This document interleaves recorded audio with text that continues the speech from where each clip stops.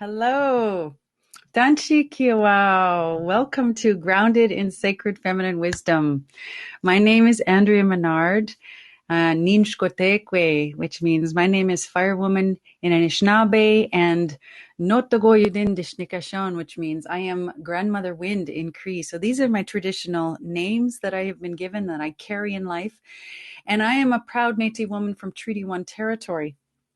But I'm a long way from home, from the homeland of the Métis in Treaty, because I've lived in Treaty 1, Treaty 2, Treaty 5, Treaty 6.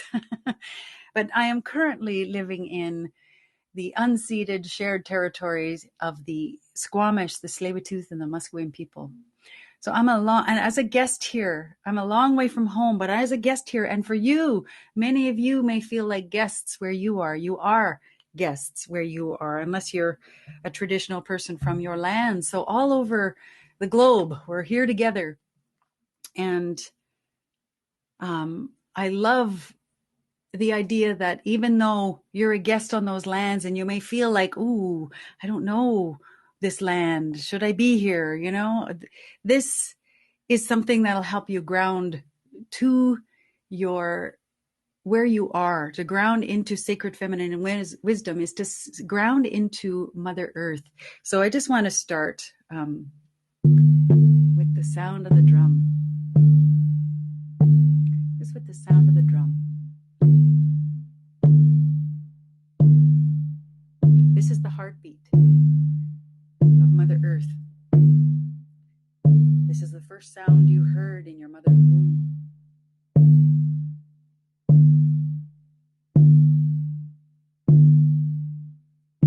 It's a very familiar sound.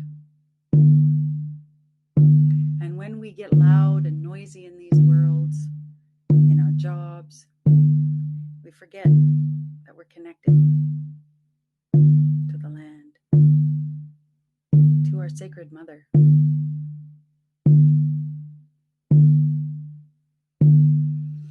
And I know that there's a lot of people on this call that are hearing things maybe for the first time, or maybe going, yes, I believe that. Yes, I know that. And there's a cohesion happening. No matter the language, there's a cohesion happening in this circle.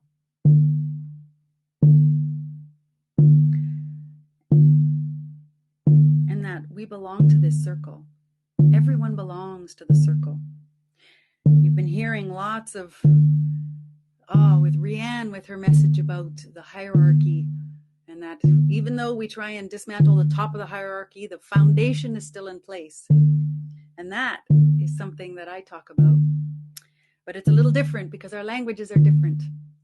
And I talk about that the circle has always been there. The circle has been existing since time immemorial because we are children of the earth. We are children of the stars. We are children of the cycles of life. And that regardless of the systems and the boxes and the lines and the linear worlds that have built on top of this circle, the circle exists. And the circle, everyone belongs. In the circle, you belong. Because it's inclusive. When you sit in circle, everything is equal. Everything is equal. And of course, that sense of belonging. I mean, even Kiana talked about she's a curator of belonging. There's so many things left out of that circle, or they feel like the systems have left you out. Women have been left out. Indigenous people have been left out. Black women, Black men, people with disabilities, people of color, emotional wisdom, the voice of Mother Earth, the voice of the animals, all been left out. The voice of the waters. But they are all in the circle. So this is a return to the circle. This is a return to the knowledge that lives inside of us. So I'm going to sing a song, as I connect to my ancestors, I connect to deep sacred feminine wisdom. It's like I connect to my ancestors. I connect to the sound of the drum. And I connect to the hearts that are in that circle. this is a song of belonging. So I want you to, because you've been sitting in front of that computer for a while, even if you just got here, you've been sitting in front of a computer for a while.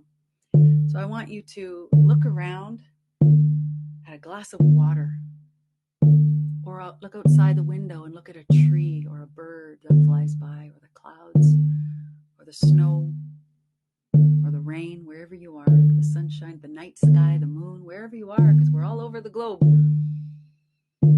Or look at a plant or a candle. I have a candle lit here. Maybe you have some medicines burning, some sage or sweetgrass, or the medicines from your territory. I want you to connect in with them, because they're in the circle too. And they have so much to teach us. Our relatives of fire and water and air and earth. Because when we feel like we don't belong to anything else, the banking system, the government system, the whatever systems that exist, the privilege, the being left out, the 2% or the 1%, when you feel you don't belong, the truth is you do belong. You belong to the things that matter. And this is mindset.world. And we're all about changing mindset. So if we belong to the land, if we belong to the waters, if we belong to the fire and the wire and the wind, then we belong to what matters. So this is a song about belonging. So just close your eyes. Don't look at the screen. Just listen. And just feel that belonging. Look at your candle or the water or the air or the trees. And just listen. I belong to the land where my mother's water broke. I belong to the land where my father prayed for me. I belong to the land where the earth she calls my name. I belong to the land. I belong to the wind where the old ones breathe with me. I belong to the wind where the smudges pray for peace. I belong to the wind where the winged ones fly me home. I belong to the wind.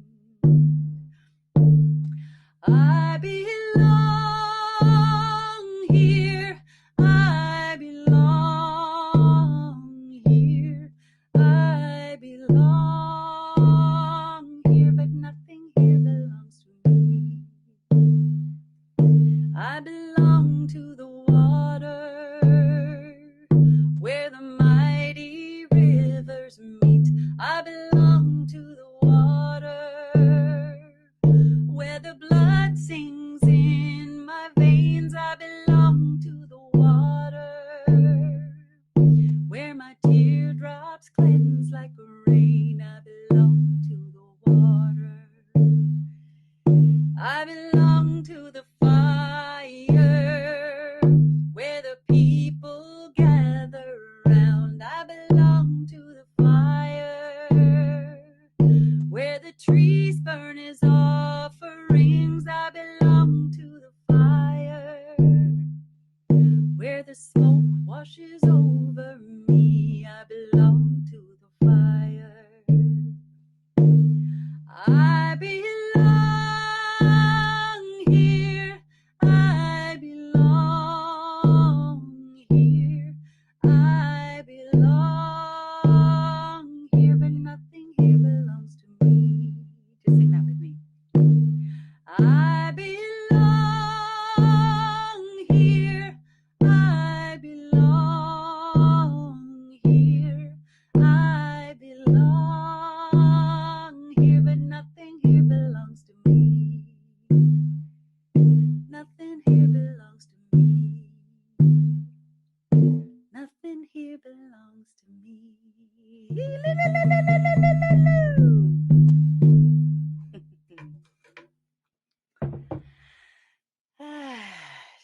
that land for a second. You know, the thing that is exciting about this time is that, oh, all of us belong in the circle. All of us belong in the circle. And by grounding in sacred feminine wisdom, that means grounding in your inner truth. Because like, even if you were just in the networking sessions, you were recognizing, wow, we have so much in common, but we're totally different. And I love this, but somehow you matched. Somehow you were part of a collective of this SheEO community that want to change the world, right? So we are here as the purveyors of our own truth. You are here to add to the circle what you know and what you believe and what you want to see changed. Because I spoke with a woman today who went, oh, I don't have the words and the language you have. And I said, well, that was the work I came to do. That's the work I came to do. You came to create, women's feminine products for out of bamboo.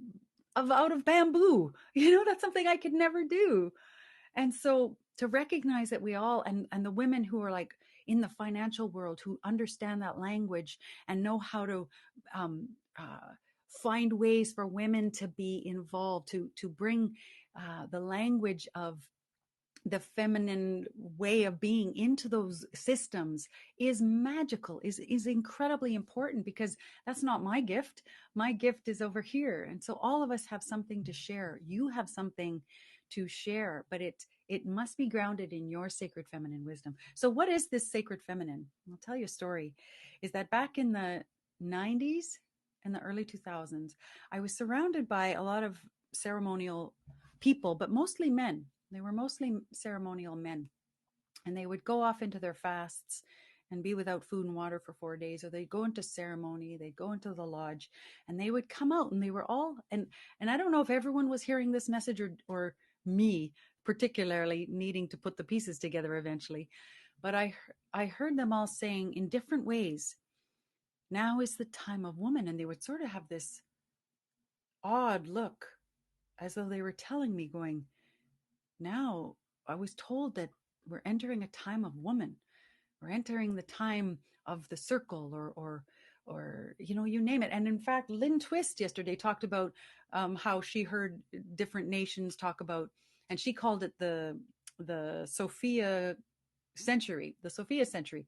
Well, I have crystallized all that teaching into the rise of the sacred feminine. And so to me, the rise of the sacred feminine means we are calling home all that has been left out. It is the rise of the circle. And that means that everything that has felt voiceless, and boy, women have felt voiceless, and Indigenous women and Indigenous people have felt voiceless, and Black people and people of color and people with disabilities or beautiful abilities, or people from the two-spirited transgender fluid community felt like they had no voice.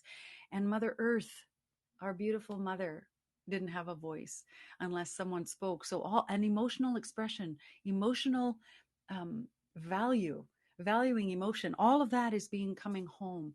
And so wherever you sit in that, and nurturing men who are raising children and who are also heart-based and heart-centered, everything. This is the rise of the sacred feminine. So it touches everyone. If you have been out of touch with your emotional wisdom, then this is your time to get in touch with the rise of the sacred feminine. And that's men, women, all of us, because, mostly women in this call, women and women identified people. Most of us got into our positions of power, into positions of leadership, or positions of success within these systems because we activated our masculine natures. And that was great. Yay, because we all have both. Our two-spirited friends are here to teach us that. So yes, in our culture, like, we knew they have great teachers. So they are my teacher too. But we all have sacred feminine and masculine qualities. But when we amplify one more than others, then our bodies break down. Women, our bodies are not meant to run as males. And I don't know about you, but I'm also a collector of those stories where, how come women's bodies are breaking down? How come emotional breakdowns? How come, I don't know, nervous breakdowns, physical symptoms, strokes, heart attacks, all under 40. Brain aneurysms, all these things that are asking us to rewire. And I'm not saying it's happening to everyone, but something probably in your life has stopped you in your tracks. Oh, I don't know, a pandemic. So we are being called to go within, and our in that womb of creation, in that beautiful, dark, mysterious place is where the answers lie, where the grandmothers can whisper to you, or whatever your ancestors, who you call, they whisper to you. And what, if you listen, what you are being called to do. You don't have to do what I'm being called to do. You are being asked to be called to do what you're here to do, and no one else can do it. But if we're so busy doing and racing and running and being drowned out by the noise, we can't access that knowledge. So, and Lucy had, such great teaching about, she has her intellectual and her emotional, and she brings that to everybody so that they can, because to me, that's the masculine and feminine working together. And the emotional part of life and women's natural ability to lead and to have wisdom through our emotions has been devalued and left out. But we need our leaders to feel. We need people who feel in leadership positions, who go, oh, we can't do that. Did you feel the cry of the earth? No, we can't do that. Or the children, or did you see what you just did to that man who was trying to express himself, his tears, you just shut him down. Whatever, we can feel this stuff. And if we ignore it, then we're going to be like the leaders of old. We are new and different because of that capacity. So practice getting in good relations with your emotional wisdom. And that means, the Truth and Reconciliation Commission is all about truth first, right? And that meant we gotta face some stuff. So in your own life, be reconciliatory with your emotional wisdom, with your inner sacred feminine wisdom into the womb of creation, because that is where we will meet in our common prayer. That is where we will find each other in SheEO, because even in just 1 year, I've been an activator now for a year and a bit, but just 1 year being at the last global summit, to hear the cohesion in how much people have gone inward and how much we've risen up into our best selves. That is the rise of the sacred feminine. That is what the elders and the people in ceremony have said. It's going to be led by us, because we're going to listen first. We're going to listen. We're going to have the courage to go into those emotional, quiet, sacred spaces, because that's where it all lives. And by us doing it, we are training others to value it as well. And we're going to find it so empowering and so important that we're not going to be able to be in jobs and in systems without it. So all of a sudden, we're going to bring all of this weight and this knowledge and this inner, deep, sacred wisdom to everything. And the circle is going to emerge on top of everything. The systems in place, they don't need to crumble, or they don't need to, we don't have to work on those necessarily, because if we work on the circle, it'll just emerge out of it and encompass all of it together. And we will do what we came here to do, because if you were stopped in your tracks, like a global pandemic, you're right on track. We are right on track, and we're in this together. I'm so grateful that I am not alone in this. Indigenous people are not alone in this. Women are not alone in this. People of color, we're not alone. We have each other. And the more we speak our truth, I was going to pull a card for you, but I think I'm running out of time. I pulled a card for our group, and it was, I won't read it, but it was speak your truth. And I just giggled because, yeah, what women have, and women identifying in two-spirited, what you all have is truth to share with the circle. I'm so honored that you came to share this time with me. Kinanaskomten, merci, miigwech.